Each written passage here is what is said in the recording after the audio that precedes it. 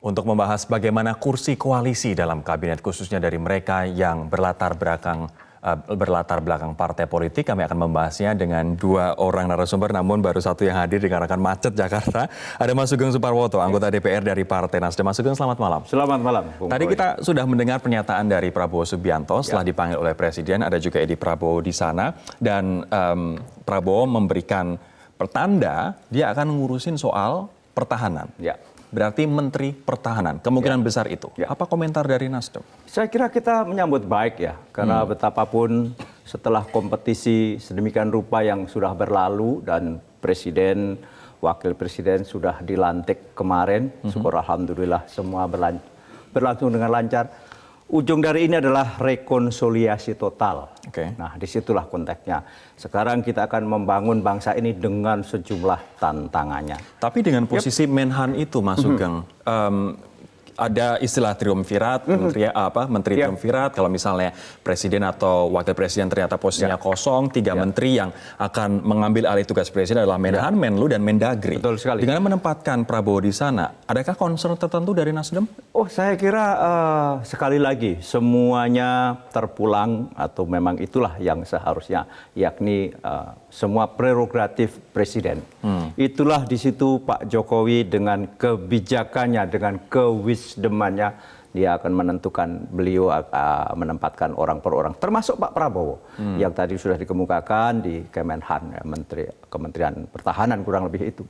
Nah, dalam konteks itu saya kira juga sesuai dengan kapasitas beliau di pertahanan yang selama ini juga pernah menduduki pimpinan-pimpinan di ABRI, di TNI maaf, dan juga pengalaman-pengalaman selama ini beliau berinteraksi dengan dunia internasional. Saya kira Pak Prabowo tepat di Kementerian Pertahanan. Kemudian ini menjadi pertanyaan semua orang. Dengan masuknya Gerindra, kita juga belum tahu. Namun ada kemungkinan Demokrat juga masuk dan siapa tahu PAN juga masuk. Apakah jatah Nasdem untuk kursi menteri juga akan berkurang? Sekali lagi Nasdem sebagaimana sering dipesankan oleh Ketua Umum Pak Surya Paloh. Kalau orang Jawa bilang tidak boleh ngege mongso, tidak boleh berbicara sebelum sesuatunya itu terjadi. Termasuk memberi pesan kepada kami dan kita memang tidak ngoyo untuk kabinet dan sebagainya. Sekali lagi ini adalah pertimbangan yang sangat-sangat kita serahkan kepada Pak Jokowi dalam hal ini sebagai presiden. Artinya kemarin dari tiga misalnya menjadi dua gitu? Tidak ada masalah. Kalau toh memang dua. Bahkan berkali-kali Pak Surya mengemukakan, kalau toh sampai atas pertimbangannya lantas Nasdem tidak dapat jatah kabinet, itu pun juga tidak akan lantas mutung dan sebagainya. Akan tetap mendukung Pak Jokowi untuk bagaimana sukses memimpin negara ini. Karena yang jauh lebih penting adalah bagaimana bangsa ini betul-betul bisa menghadapi sejumlah tantangan yang ke depan sangat berat. Ya, saya mungkin bisa mengulas tentang betapa peran Menhankam. Jadi saya kira kita semuanya menginginkan sebuah stabilitas yang dinamis. Jadi kita perlu menciptakan sebuah apa yang disebut dengan social order, sebuah tertib sosial. Dan merangkul Gerindra adalah salah satu cara. Mas Sugeng, kita harus jeda terlebih dahulu. Kami akan jeda sesaat lagi. Pemirsa, kami akan kembali nanti dengan mengundang Mas Burhanuddin Muhtadi, Direktur Eksekutif dari Indikator Politik Indonesia, sesaat lagi.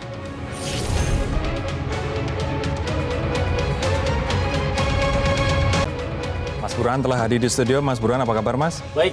Tadi saya sempat berbincang dengan Bang Ali Muhtar Ngabalin dari KSP yang mengatakan bahwa bisa saja, walaupun belum pasti tapi bisa saja komposisi 45% menteri dari kalangan politik dan 55% menteri dari kalangan profesional itu berubah. Sangat fluid begitu dengan minimal bertambahnya Gerindra ke dalam koalisi. Belum kalau misalnya nanti Demokrat, PAN. Menurut Anda dengan perubahan itu, padahal Presiden sudah menyampaikan 45-55, apakah ini beban bagi Presiden Jokowi apabila mengubah jumlah itu nanti? Ini karakter tipikal Pak Jokowi, memberi pernyataan dan komunikasi yang mungkin terlalu terang benderang. Jadi don't put yourself in a bind. Jangan tempatkan dirimu dalam posisi yang susah untuk U-turn. Nah, kadang-kala Pak Jokowi kelepasan. Meskipun Maksudnya baik pada dasarnya untuk memberi semacam panduan bahwa menteri dari kalangan non-partai harus lebih dominan. Tapi Tetapi karena seringkali konstelasi politik kan berubah. Jadi apalagi tujuannya adalah menciptakan order itu, political order.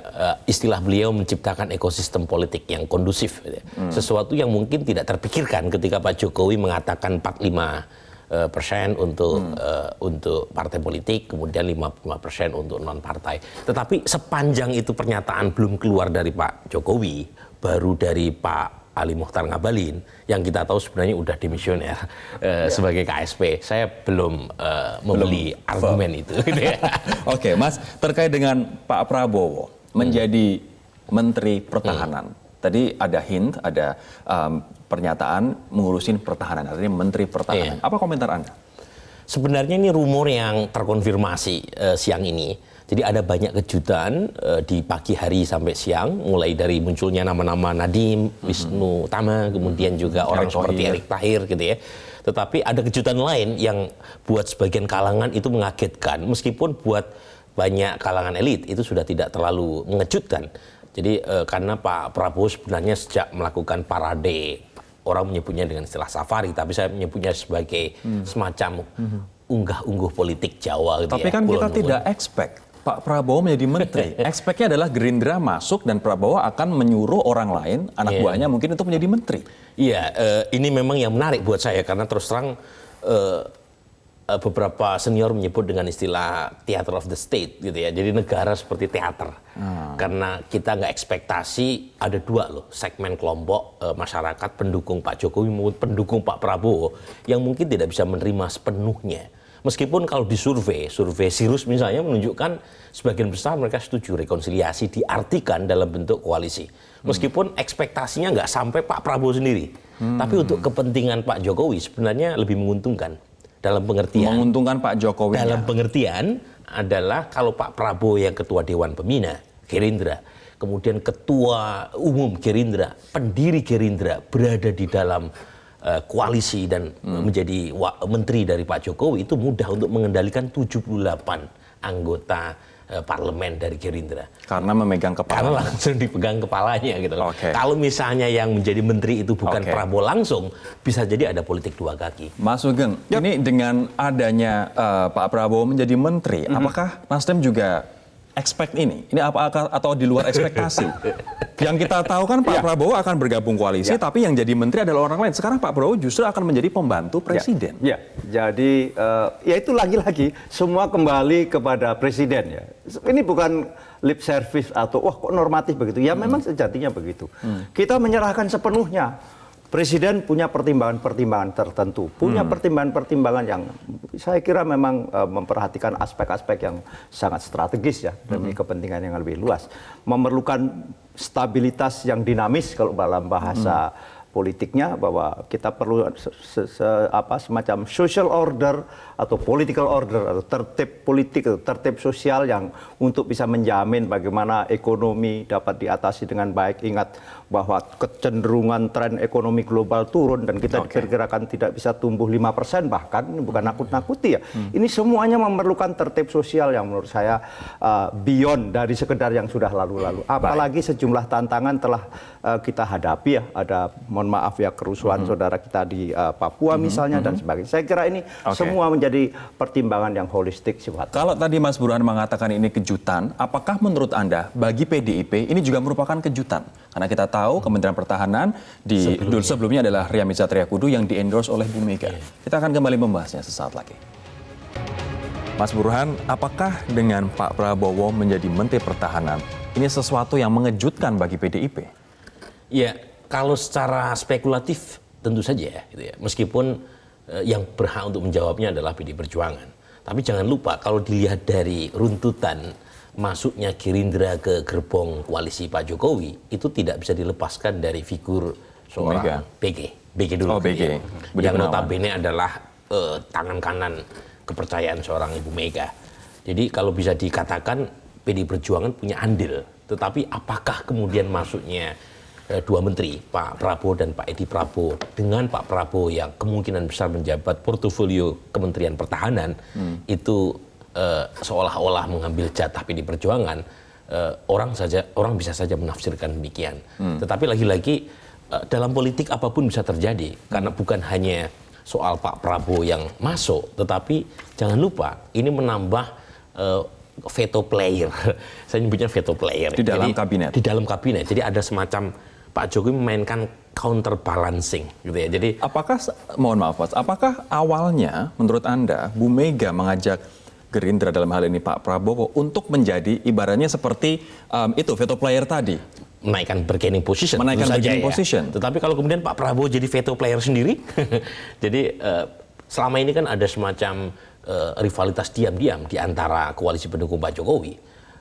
Orang menyebut misalnya faksi Gundang Dia dengan Teguh Umar. Nah sekarang ada faksi baru lagi dengan gerbong yang tidak kalah besar, 78 gitu ya. Nah tentu saja yang paling tersenyum dengan ini ya Pak Jokowi karena dia merasa ada banyak sekali opsi yang dia bisa mainkan. Kalau misalnya ada satu faksi yang mungkin tidak terlalu happy dengan keputusan Pak Jokowi, yang penting buat Pak Jokowi tetap di atas 50%. Betulkah itu sebenarnya ya Pak Jokowi memainkan peran dalang ini Mas Sugeng? Iya, secara konstelatif. Jadi nggak ada lagi Gondang Dia Teguh Umar, Nasdem dengan PDIP, tapi sekarang ada faksi lain. Iya, bisa saja dibaca begitu karena memang politik pada dasarnya kan dinamis. Ingat, ya diktum politik tidak ada kawan dan lawan yang abadi, yang ada kepentingan. Saya kira dan sejauh kepentingan itu bisa agregasi kepentingan itu bisa secara rasional dan sebagainya. Politik biasanya cuma gini Mas Sugeng, ini hati-hati buat Pak Jokowi. Terlalu banyak pemain besar masuk dalam koalisi. Kalau tidak pintar menjaga disiplin koalisi, justru bisa menjadi bumerang.